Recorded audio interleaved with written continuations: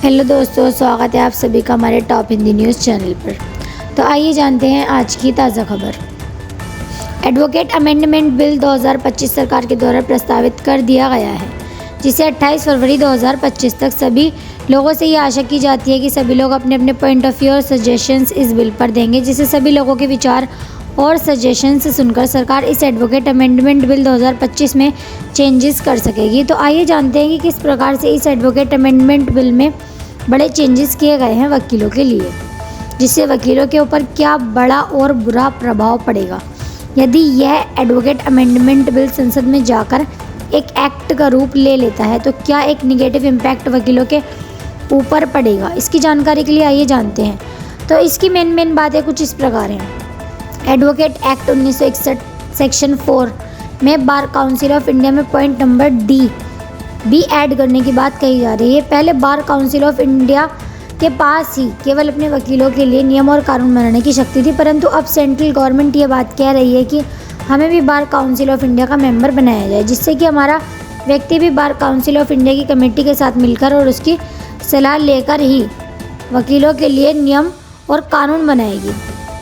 दूसरा अमेंडमेंट करने की बात यह कही जा रही है कि यदि जज साहब और वकीलों के बीच कोई विवाद उत्पन्न हो जाता है या वकीलों के साथ अन्याय होने की स्थिति में वकील हड़ताल करते हैं, तो इस अमेंडमेंट के द्वारा सेक्शन 35A ऐड किया गया है और इस 35A सेक्शन के अंतर्गत कोई भी वकील हड़ताल नहीं कर सकता है। और यदि एडवोकेट अमेंडमेंट बिल 2025 के अंतर्गत कोई भी वकील हड़ताल करता है या मिसकंडक्ट का दोषी पाया जाता है तो उसको वकालत के पेशे की प्रैक्टिस से निलंबित कर दिया जाएगा या सस्पेंड कर दिया जाएगा।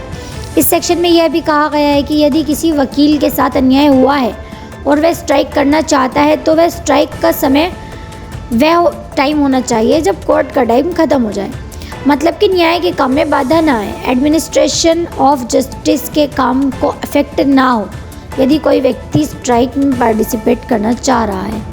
इसका मतलब यह है कि यदि कोर्ट सुबह 10 बजे से शाम 5 बजे तक चलता है तो इस बीच कोई भी अधिवक्ता या वकील स्ट्राइक या प्रोटेस्ट या हड़ताल नहीं कर सकता। और इसमें आगे एक अमेंडमेंट किया गया है सेक्शन नंबर 9B में।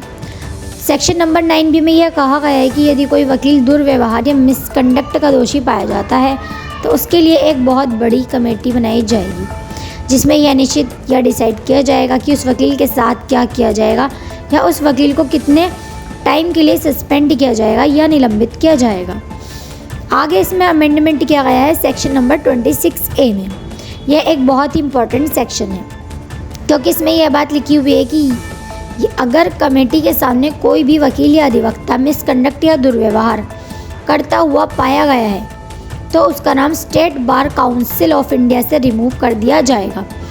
रिमूव करने से मतलब यह है कि उस वकील को आजीवन यानी जीवन भर के लिए वकालत के पेशे से निलंबित कर दिया जाएगा। आगे इसमें अमेंडमेंट किया गया है सेक्शन 45B में। सेक्शन 45B में यह कहा गया है कि कोई भी क्लाइंट अब अपने वकील पर भी मुकदमा या केस दायर कर सकता है। सेक्शन 45B में यह अमेंडमेंट किया गया है कि अब क्लाइंट के पास भी अपने वकील के लिए भी मुकदमा दायर करने का अधिकार आ गया है। यदि मुवक्किल या क्लाइंट को ऐसा लगता है कि मेरे वकील ने मेरे केस में ठीक प्रकार से दलीलें नहीं दी हैं या मेरे केस में ठीक प्रकार से काम नहीं किया है तो क्लाइंट भी अब वकील के ऊपर मुकदमा दायर कर सकता है।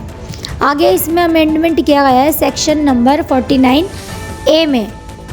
सेक्शन 49A में यह बात कही गई है कि फॉरेन लॉ फर्म या लॉ प्रोफेशनल या फॉरेन लॉयर्स के बारे में सेंट्रल गवर्नमेंट खुद यह नियम या कायदे कानून बनाएगी आने वाले टाइम में और यह डिसाइड करेगी कि फॉरेन लॉयर्स किन दायरों के अंदर रहकर प्रैक्टिस करेंगे।